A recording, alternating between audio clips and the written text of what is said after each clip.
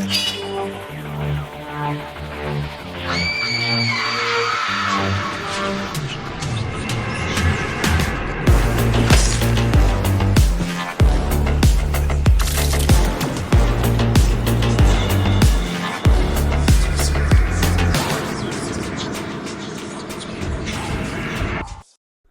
up, guys and ghouls, and welcome to another episode of Fright Mic. I'm Liz. I'm Sam. And happy October. It's the Halloween season. It's Gialloween, baby! Happy Gialloween! This has been a theme that has been in my mind for years. I'm so excited. I'm so excited as well. We're talking about Giallo-type movies all month long, and we are starting with one that I personally love, and is Blood and Black Lace from 1964. Love. A first time watch for Miss Sam over here. Yeah. I don't know why I said love, because I actually didn't like this movie. What? I'm shocked. I don't know. It was like so sad because it's got like a short runtime. Yeah. But for some reason it felt so long to me. And not to say that I think it's like I think it's like beautifully shot. Mm-hmm. But for some reason I just was like a little bored. No. I know. And it's got like a twist on a twist, kind of, I guess. Yeah. So I'm like, I feel like it has all the makings of stuff that I would like. And yet for some reason, I think I probably was just maybe confused because like a lot of the girls look the same. So I'm like, wait, I thought she died. Wait, who is she dating? Well, who's this now? Like, it was all like a little confusing. I think for me, the confusing part is actually the guys in the movie, because a lot of them have very similar names or similar sounding names, a lot of M names. Yeah. And I forget who's who. Even though I've seen this before, I still am like, I can't remember everyone's name, or like the part that they have to play with the fashion house. Yeah, Yeah, so I'm kind of like, who's this and who? Yeah, like, I don't know, especially when they're like in the lineup. Yes. Like, well, I toward know the end, I'm like, who are you people? like, I know I've seen your face, I just don't remember who you are. Yeah. You know, and like all the mention of like this, I was seeing this person, but I was also seeing this person, and like I was like, there's a lot of affairs happening. Yeah. A lot of secrets. I literally was like, who's this? I thought she died. What happened now? I thought he was with her. No, oh no, it's like, yeah. So I think maybe I just was confused. I think that just is kind of how it is when it's like an ensemble cast for like a foreign movie. Because we're not super familiar with the actors and actresses, so I feel like that's maybe where the confusion is. It could be. It could also be like, I don't know, maybe like in the not the translations, but like, when they like could, you know, what am I trying to say? I guess yeah, like the translation, yeah, the dubbing, and maybe like some things I'm just like, oh. Did I not hear that right? Or like, I don't know. Maybe it like doesn't make sense to me. I don't know. I was so confused. And I think maybe I confused myself more because I was really confused. Like early on, I was like, wait, who is this? Wait, what is happening now? I thought she died because like some of them do kind of look similar. Like Peggy kind of looks similar to the other girl that gets killed. What was her name? Nicole? Nicole, yeah. Who I think also looked very similar to Isabella. And so I just was like, I thought she died. Well, who did I miss? They're all model types, so they're all like pretty. Yes. And I think like some of them are like, a lot of them are blonde. Yeah. And so I went to IMDb because I was like, I gotta see who this is. And like the names that they use in English are slightly different than like the ones that are listed on IMDb. So I'm like, well, now I don't know what the fuck's going on. I'm watching an entirely different movie. Yes. That's why I'm like, I don't know. I think like some things like didn't translate well over, you know, so I'm just like, I don't know. But I enjoyed like the colors of everything were beautiful. I love the music. The Giallo style. The Giallo style is really cool. Like, I think it was like beautifully shot. I just, for some reason, I think I just was confused. Yeah. That happens. It's fine. Yeah. I've only seen this movie a few times. And I think I was also confused the first time I saw it. And then I think upon more watches I got more of the hang of it. But even for this watch, I was kind of confused about the guys' names. I don't know why I got hung up on that. Yeah. Yeah, well, I was hung up on everyone's name, so I feel you there. I don't know who anyone is. Yeah. I just know what happens to them. Literally, I was like, I think I'm just gonna wait till the killer appears and then I'll figure it out. I'll deduce. Yeah. Well, otherwise, I have no idea what's going on. See, I don't know why I thought you would have really liked this movie, confusion aside, because it's like a fashion house and there's scandal and everybody is an awful person. I know. It was like, and even the opening is cool, how they're like modeled.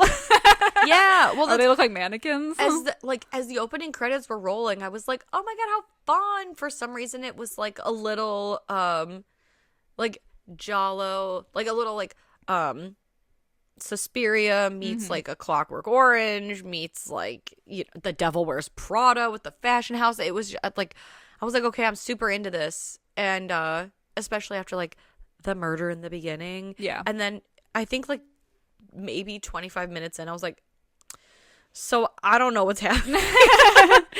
I need help.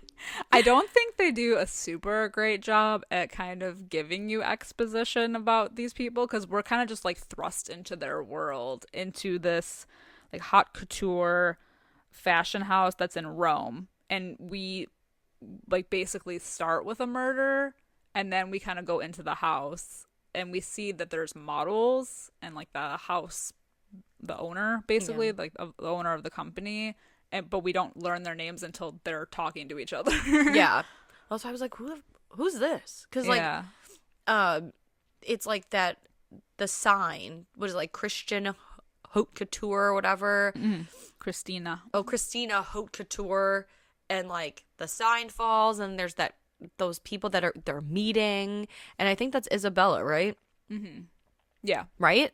Because like that's what confused me, because she kind of looked like Nicole and like Peggy, and so I saw her meeting with that guy who isn't that the antiques owner? The first girl is not Isabella, because she's the one in the car that comes in from like being out with like she was out and she's the one that gets out of the car first and is which is another thing I'm kind of like, I'm so confused.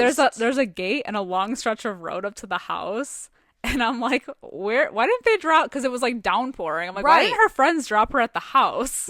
Because she had to take that long walk, and that's when she gets killed in the beginning. Well, that's kind of like later on in the movie when this dummy finds a body. We'll talk about when we get to it, but like finds a body in the trunk, and then it's like, well, let me just bring it into my house to avoid suspicion. Like, well, that's more suspicious. Yeah. You know, so like, maybe that's where like my confusion started like straight away, because I was like, oh, this girl looks a lot like the other girls and is dating this guy, but I guess she wasn't dating. So so my confusion started immediately.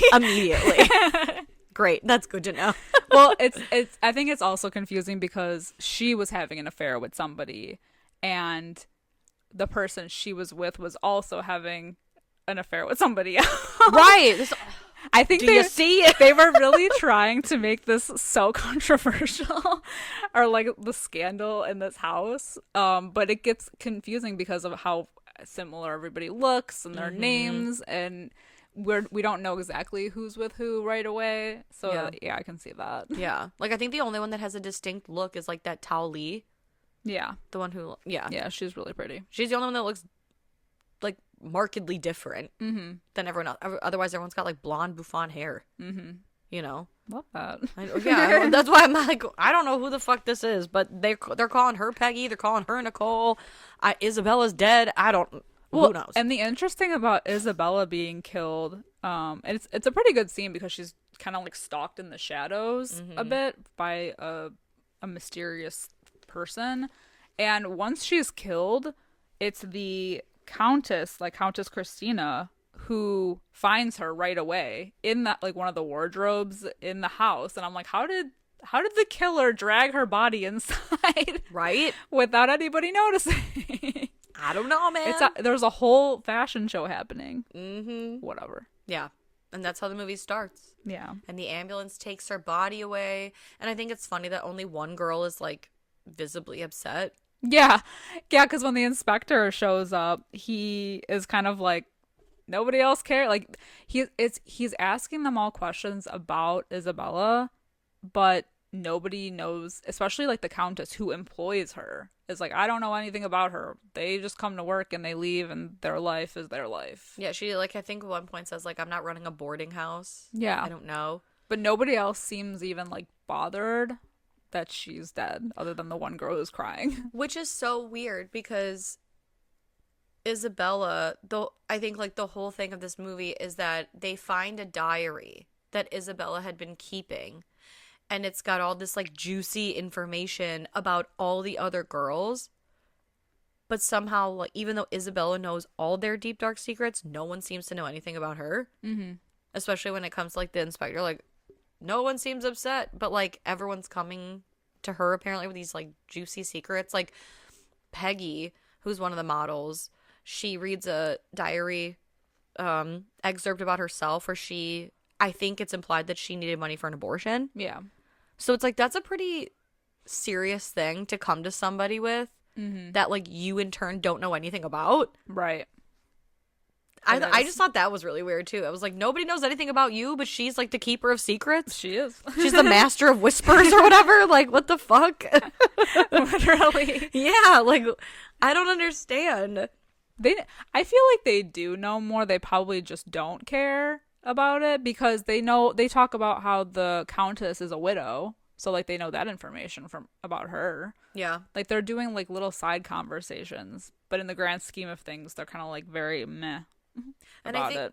I think some of the characters, especially the ones that are like linked to the killings, maybe they're trying to protect themselves by saying like I'm not really that close to her. I don't really know. I think that's really what it was. Yeah. I think especially when they find the diary, they're like, oh, like that's why they put so much focus on it in that scene. They like have everybody in the room looking at it and like trying to figure out where it's going to go next so that they're like, well, what's in it? Like, what does she have on me? Right.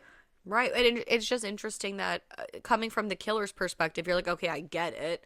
I don't want to seem like I know her.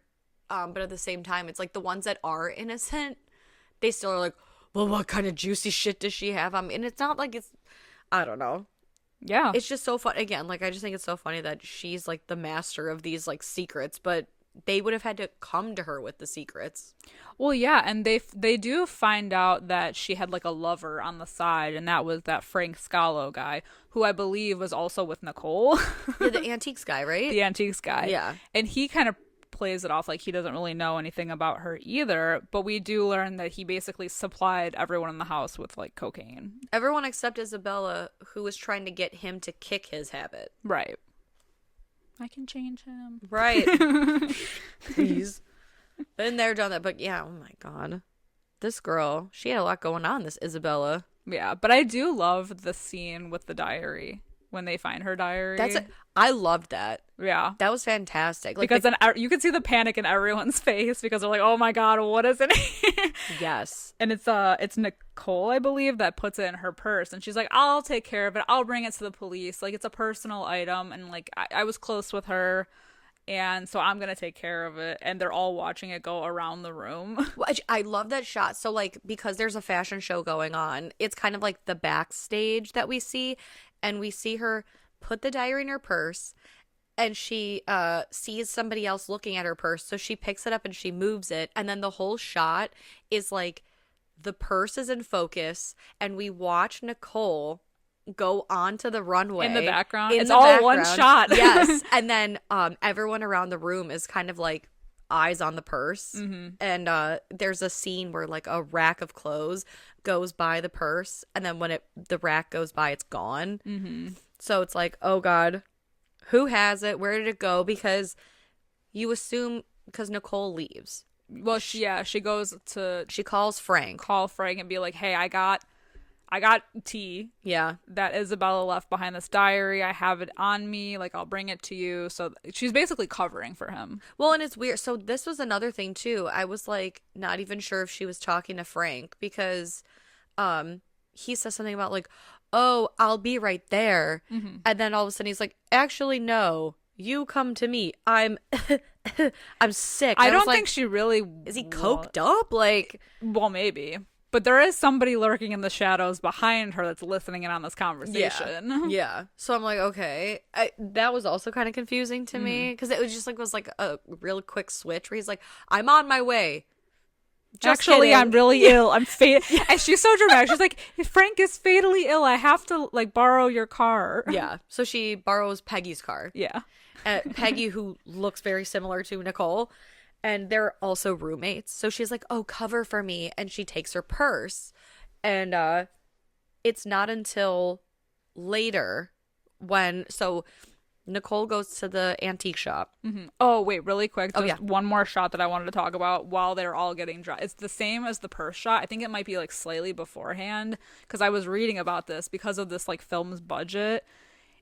Mario Bava had to get a like little kid wagon. You know that scene where they're all getting dressed in each changing room and it goes it goes by each one and then it goes back. That was like done on a kid's wagon. Like he literally propped a camera up to make Love it go. Love it. And I thought that was so cool. I think they did something similar for like the tracking shot in the original Texas Chainsaw Massacre too. Oh. Like it was like a shoestring budget kind of situation. Yeah. Hey, you gotta make do. Ingenuity, man. Mm-hmm. We had to do something like that. I went to a film camp and we wanted like a tracking shot, and the film camp was at like a college campus. So it was, I mean, we didn't have any professional like dollies or anything like that. So I was like, can we just tape it to like, I don't know if this is like dating me, but like, you know, the old like school projectors, how they'd always be like on a You cart. roll it in. Yeah. Like I was like, can we just put the camera on that and just like push it? Hell yeah, that's Like, cinema, baby. Yeah, you do what you gotta do. It gets the job done. Sometimes I love like finding out stories of directors that are like, I had to do this and this to get this shot, and it's something like crazy. Yeah. But or something so simple like this. But I love that shot just because it doesn't, you know, like it's not edited in a way. Like it's one tracking shot that's really great. Yeah. There's another one that I want to mention too later on. Okay. I think it's at the antique place. Okay. When she gets there and it's following her around, even though she's on like the second level, and it's like, yeah, it's like following her the whole time. Mm-hmm. That's a great shot. Yeah, because she shows up, and I mean, it is it's a horror movie. It's a classic horror movie move where you show up to a place where someone's supposed to be. So this would be Frank's antique shop, and all the lights are off, and she's just like wandering in the dark. Yeah, except for the lights, the neon lights that randomly because there's light like up a certain dance parts hall of or it. something close by, right? It's beautiful. There's like greens and purples and pinks. It's like Last Night in Soho. It is. That's what it reminded me of. Mm-hmm. And that's the only way we're able to kind of see her or where she is. But it makes for some great shots because it's this whole like antique store, and there's like a suit of armor, and there's mirrors everywhere where like she's looking in a mirror and it looks like a figure's there, and then the lights blink off, and when they blink on, it's not there anymore. And so it like makes for really cool like shadow play, and like, you know, the paranoia builds in the scene, especially if you're the character. Oh, for sure. And that's when we get those really good shots, because it just follows her through this like basically labyrinth. It looks like a warehouse almost. And at one point she goes upstairs, and it follows her upstairs as she's looking for Frank, and then she gets attacked by a masked figure. Mm-hmm. It's almost like in Malignant, when it's that one tracking shot all through the house, and it like goes up the stairs with her, and it's like, it's very cool. For those of you who haven't seen Malignant, go check it out. I think it's fairly early on in the movie. Yeah, it's like a really cool like one shot situation. I love that. I know. And I know most recently we talked about that when we did Long Legs on our Patreon. I think I mentioned the tracking shots in that movie at the crime scenes were really good too. Yeah, absolutely. Chef's kiss. I'm a sucker for that camera work. It's so good. But yeah, she's like chased all through this place. I do love too. So like, obviously you're freaked out. Your first instinct is to like just get out, and you're not really concerned about anything else. But I just love that she's in an antique store with like maybe some priceless things, and or she very just drops it all. She smashes everything. Like she's everything possible. I thought about that too. I'm like, oh, that's a lot of money. Yeah, I was like, oh, you bitch, oh, you bitch. But ultimately, she does get attacked, and in like a really medieval way. Yeah, it's like a suit of armor almost like a hand or something. Yeah, like a hand mallet thing that has spikes on it. Yeah, it's like a claw. And he puts it in her face, like 2 in the eyes, 1 in the mouth situation. It's real brutal. But then he immediately, or I should say the killer. I always want to say he. Yeah. Which is like so bad. The killer then like digs through her purse immediately and comes up empty-handed. No diary. No diary. So we know someone took it. And he flees. Yeah. And he takes Peggy's car, but the gas station attendant notices him before he can get completely away. And the burglar alarm goes off, but not for very long because the killer knows where it is, which is a big deal. I know. I love this. It's Inspector Silvestri is like the cop who's investigating everything that's going on, and he's the one that notices the car alarm thing because it goes off, and he's like, well, if you didn't, like, how long would it go on if you didn't know where it was, because it's harder to find. So he's like, well, then the killer must know, like, they've definitely been in this car before because they know where the alarm was. Exactly, because it was in the glove compartment. Someone familiar with the car. And then we see Peggy. This is all after Nicole's death, right? Yeah. Peggy goes home and she's met by Marco, who I believe is like the handyman at the mansion. But isn't this also like someone she's seeing? I think so. I think they were like together. Yeah. But she does not seem interested in him at all. Yeah, because he says something about being with her or wanting to be with her or whatever, and she's like, I think you should leave. Oh, that's nice. Yeah. Oh, thank you. But so she's awkward. Gonna wait up for Nicole. But he confesses his love to her. Yeah. After he muscles his way in. First of all, he looks like he's like coming off of something because he's like real weird and like twitchy. Twitchy, yeah. And he's like, won't you just let me in your house? And she's like, I don't think so. And he's like, I don't like the thought of you being alone. And she's like, I'm really tired. I don't like the thought of me being with you. Yeah, I think being alone. With you. I'll take my chances in there alone. But it's all not. It's not for long because then the cops call Peggy to say that they found her car and Nicole was not with it. So basically, it was abandoned. Yeah. And she's like, that's really strange. And I like that, Inspector Silvestri's like, well, stay put. I'm going to come over to you. And Marco's like, the police are coming, huh? I should be on my merry way. Like, why? Because you're strung out as fuck. Probably.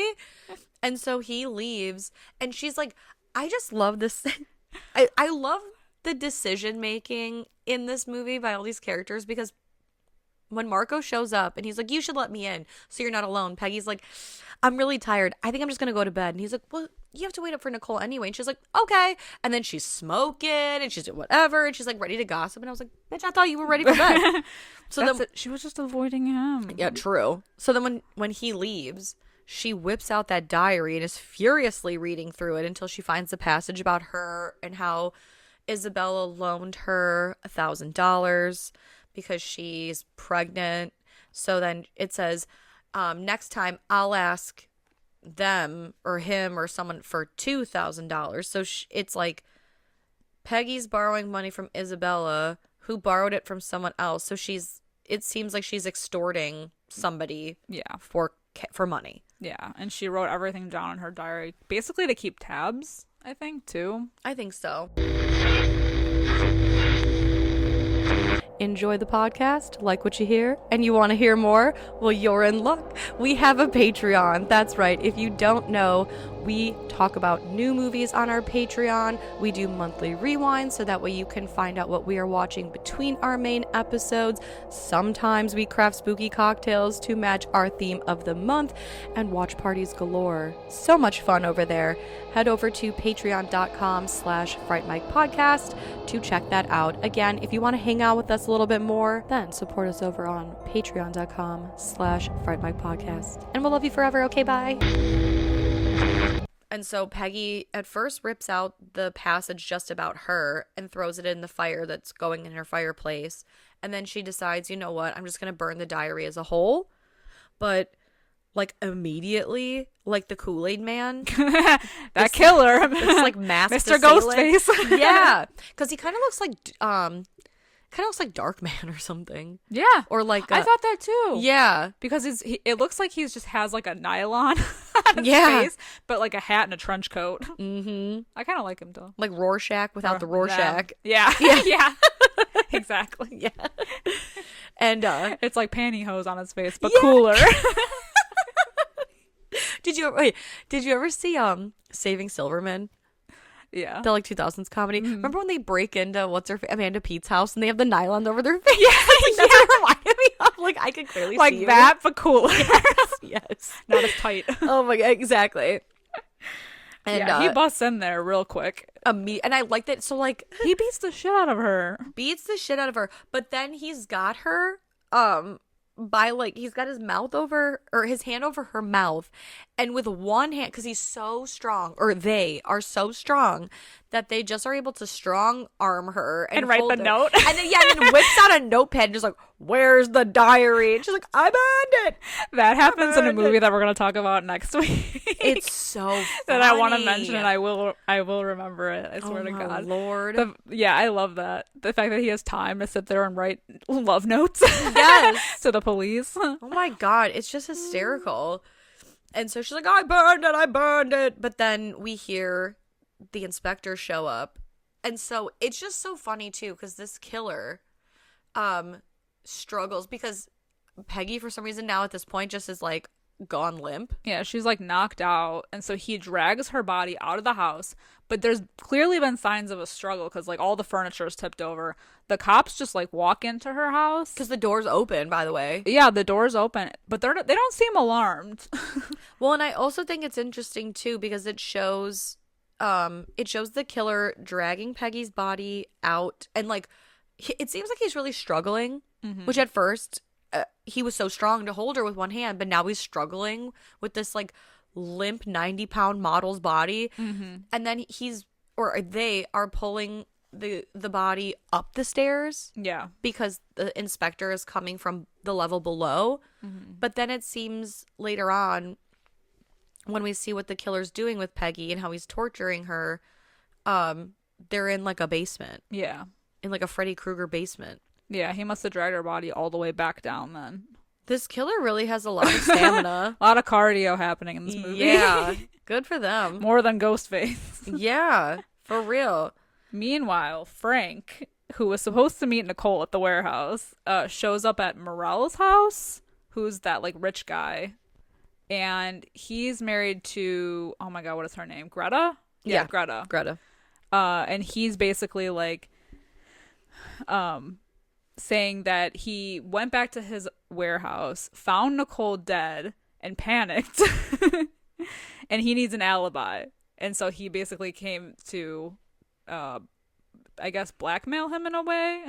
Yeah, because he's like, there's a dead body at my shop, but I didn't do it, and you have to believe me that I didn't do it, and I need an alibi, and you're gonna give me one. And you want to know why you're gonna give me one? Because I know for a fact that Isabella had you owed her money. You were indebted He to was her. like stealing from her. Yeah, but I just love that he's like, I swear to God I didn't do it. I just know that there's a dead body in my shop, and I have insider information about you, but it wasn't me. It's like, well, if I was that guy, I'd be like, how do you know so much? Why was he stealing from her when he was rich? Maybe because maybe he's not rich. Wow. Maybe I mean, Hard times. rich people. I don't know a lot of people. Like, I don't know a lot of rich people. I don't think I know any rich people, but like, I know of situations where people look like they're living beyond their means when yeah, it's like the fucking boat's sinking, but they're like, the champagne's upstairs. Well, they're definitely doing that It's because the Titanic. yeah, Everything's fine. they literally live in something that looks like a castle Yeah, in the country, in the countryside. So I mean, come on, right? they're keeping up appearances by stealing from others. Well, exactly. It's like Robin Hood. Yeah, Is that right? yeah. No, I guess Robin Hood was a thief. Well, he would He's steal poor. from the rich and Yes, give to the needy. and give to himself. That's what they say in the Shrek song. Yeah. Oh my God. I lost my analogy along the way. But anyway, yeah, it's this guy's so funny. So he's like, yeah, you're going to give me an alibi. And this guy's just like, all right. Sounds good. Yeah. Sounds good, pal. Yeah, I think he was having an affair with Isabella, and that's why and he was also stealing from her. I don't know. Isabella really got around. Yeah. Yeah. And then I think like this is when we cut over to Peggy, who's now in like a Freddy Krueger boiler room situation in the basement of something. Her own apartment building, I believe. Yeah, I guess so. It has to be. And so the killer's there and like torturing her and burning her with like, I don't know, like rods, and he's like sticking her face to like, what is it, a furnace? Yeah. Burns her face on it. I mean, basically like burns her and tortures her to death. Yeah. So, R.I.P. Peggy. That's brutal. Yeah. Yeah, I don't know. Like I also was kind of confused because the thing that he burns her on, I wasn't sure. I assumed it's a furnace, but it almost kind of looked like an antique, I don't know, piece of furniture. Mm-hmm. It was like a top. I don't even know. Looked like a branding device or like some kind of welding thing. Yeah. It was brutal though. Especially because they get that close-up shot of her basically like the slow, like him pushing her head into it. Oh. Mm-hmm. Oh yeah. Yikes. Disgusting. Off. I can feel my skin melting off. And now we cut over to the inspector, who's questioning Frank because Frank has finally decided now that he has an alibi in that other guy. He's like, I'm gonna call the cops now because there's a dead woman in my shop. And like basically the inspector's just asking about his coke habit. Yeah, he's and, more like, interested in the drugs than the murders. Yeah, because he mentions the drugs like very early on, and Frank's like, cocaine? I don't know. Never heard of her. Yeah. What is that? What the hell is even that? But Frank looks so guilty anyway. I don't know if he's just like strung out this whole movie, but he's like, Yeah, he's a tweaker. He's tweaking. Same with that other guy. Yeah, well then they decide, okay, so the inspector is basically like, it's gotta be a man. For reasons. I don't know. Because the gas station attendant said, oh, it's definitely a man.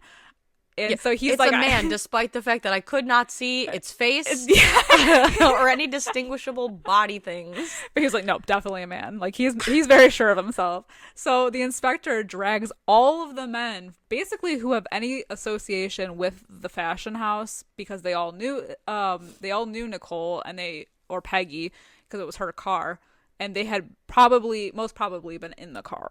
Mm-hmm. So there's like a full lineup of all these men. And this is when I got confused because I was like, who are half of these people? Right. Wait, who the hell are you? I know. Well, and it's like some of the details too that come out. I'm like, am I going to need to know this for the test later? Yeah.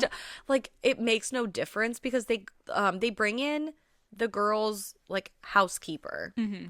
And they're like, can you go down the line and say if you've seen these people in Nicole's car or Peggy's car? And she's like, yep, I've seen that guy in the car, and I've seen that guy in the car, and I've definitely seen that guy in the car. And it's like, well, this wasn't very helpful then. Yeah. Like, they're all guilty then. But it's like, everyone looks sweaty. Everyone looks suspicious. And then at one point, Marco, like the biggest tweaker of all, he like has a full-on seizure. Yeah, like an epileptic seizure. And like the inspector's like, did anybody else know that he suffers from epilepsy? And I thought, like, is this like a key plot point? It never comes up again. I don't even think we ever see him again. No. Never again. Maybe at the end when they're collecting their things, but I don't even remember that. Me either. Because they have that camera shot that zooms in on something else that's important. So who knows? But either way, the alibi that Frank provided is useless because now all of them are guilty anyway. Yeah. And the inspector's like, I'm keeping you all here. Yeah. Because I don't trust any of you motherfuckers. But that's okay because later on that night, all the women are together. So Greta is with Christina and Tao Li, who's one of the other models. And they're basically all just like, oh, they're going to hold all the men overnight. Well, we should all stay together. And I like that Tao Li's like, man, fuck this. I'm going home. I live like 10 feet away from this place. Yeah. Fuck y'all. Yeah. She's like, the men are locked up. I feel pretty safe about that. So she leaves. And then Greta's like, well, Christina, I live in the country by myself, and you should come to me, or I'll stay here. And she's like, get the fuck out. But like, go home, Greta. And so Greta has to travel all the way to the country by herself. And so like Christina, she thinks she hears something in the house, but it's nothing. Mm-hmm. And then we cut over to Greta, who drives all the way to her country estate with her butler guy. Mm-hmm. And he's like, I don't know, wait. He's like, I'll have the tea ready for you. You know, your fiance called and he's not gonna be home. She's like, yeah, I know. But then like I know he's in jail. Yeah, and then he fucks off and she opens her trunk for some reason because she didn't before. Yeah. So why is she doing it now if there's know. like perceivably nothing in there? Mm-hmm. And Peggy's body falls out And she panics. and so she decides the best thing to do would be to drag the body. She doesn't want to seem guilty, so she drags the body inside. Yeah. Inside the house where it could be viewed by her butler. Staff, yeah. Yeah, her staff. And she even has to hide the body from him Mm-hmm. behind these like screens. And I just thought like, why? Mm. Why not just leave it in the car? Someone clearly put it there. No one's concerned about fingerprints at this point. Yeah. You know, you're touching the body, you're moving the body. Just leave the fucking body in the car. Mm-hmm. If it's in your home, Well, it's the 60s. I don't even think they had that. I get who the fuck no. I just thought like everyone is exerting maximum effort Yeah. with these bodies, moving these bodies, Well, dragging these bodies. They're rich people. I guess They don't know how to handle situations. She, They usually pay people to handle situations like this. that's true. It's true. Yeah, so she like drags the body all the way into her house, hides it from her I guess like housekeeper, but I keep saying butler. I feel like I don't know if that's Yeah. Well, like I mean, a negative thing to say, but yeah, and then Greta's killed. Yeah. Smothered with a pillow. Yeah, in her negligee. Which honestly isn't the worst way to go compared to how some of these women have been killed in this movie. Yeah, she got it easy compared to Peggy. Or that mallet. Oh, From God. Nicole. Poor Nicole. Jeez. I don't know which one was worse. Oof. I don't know. Maybe the burning. Yeah, Because the that wouldn't have burning been would- instant. The burning would suck. Yeah, that would really suck. But yeah. So they find them dead the next day. The two they're like stacked on top of each other. Yeah, and now because all of the men have been in jail overnight and there's still been a murder, they have to let all of the guys go because now they're like, well, it couldn't have been any of them because they were all here last night. Yep. So you're all free to go. But when they go, it's the wallet that they pan in on. I believe it was Massimo. yeah, Because he's the, I guess, what is he? I think Because- he's the manager of the house. Okay, because Christina's the owner. She's like the owner of the whole thing. Yeah. And I think she hired him to be the manager of like the show. Okay, because I'm like, I know he's like a higher up. I just for some reason thought that he was in charge, but she still like owned the, you know what I mean? Like she owns everything. So yeah, he must be like the manager. Yeah. Okay. But yeah, it's like the notebook from before when we were seeing Peggy, you know, getting attacked and the killer wrote like, where's the diary? It's the same notepad. Oh yeah, that's what it was, a notepad. And it belongs It looked to like a Massimo. wallet. Yeah, well, I mean, it does kind of look And like a wallet. So we know that he is the killer, or at least one of them. Right. So the mystery is who killed Greta? Well, Very he goes interesting. back to the house, into his secret basement lair Secret volcano layer. at the fashion house. And who does he meet up with? Christina, who Son is of a revealed to be bitch. the other killer. She had to do it to prove his innocence, and they have to kill once again to bury the lead once and for all and pin it on somebody. And I like that this Massimo guy is like, yeah, and you have to do it. Me. She's like, yeah, me? Yeah. What the fuck did I do? Because he did most of the killing. I Yeah. think she was responsible for Greta, and she only chose to kill Greta. Oh, yeah, she chose to kill Greta because she was alone. Mm-hmm. And I think she's only killed Greta, and then they choose Towley Yeah. to pin it on. Yeah. And the whole like backstory with them is that Christina hired Massimo to kill her husband so that she would inherit the fashion house. Mm-hmm. So basically they've had their heads together for a while. Yeah. Cooking and scheming. Yeah. And so, they're going to pin it on somebody. Oh, but Isabella was the first one to find out about that information. That's why they killed her. Yes. First. And she was extorting, like she was blackmailing them. Yeah. And because she wrote all of everyone's secrets on the diary, that's why they were like, we have to kill everybody, basically. I just love, though, that this diary is like the fucking the stone tablets from it's like the 10 Commandments. If there was no diary, there wouldn't have been any other murders other than Isabella's. Right, but why do they treat this diary as if like I could buy a diary today and write a whole bunch of shit in there? It's like, it's kind of evidence, but it's not really evidence. These people are crazy. How can you prove it? They don't care what's real. Yeah. It's like kind of like Chicago. If anyone's seen Chicago, like how they bring the diary into the courtroom and they're like, well, okay, what does this prove? I think and then she blackmailed It's erroneous. everybody. She like blackmailed everybody, basically. Yeah. So they're like, well, we got to pin it on somebody. So they drown the last model in the tub. And then they, I should say Christina does, because Massimo comes up with this whole plan. And then she makes it look like it was a suicide by like slitting her wrists in the tub. And then she puts like the mask, like in the place, but someone's banging on the door Aggressively. Yes, which is Massimo. Yeah, he's messing with her. Which is very interesting because it makes her panic. And because she's on the second story, she slinks out the window and tries to use the drain pipe to kind of flee from the scene. But it's loose and she falls.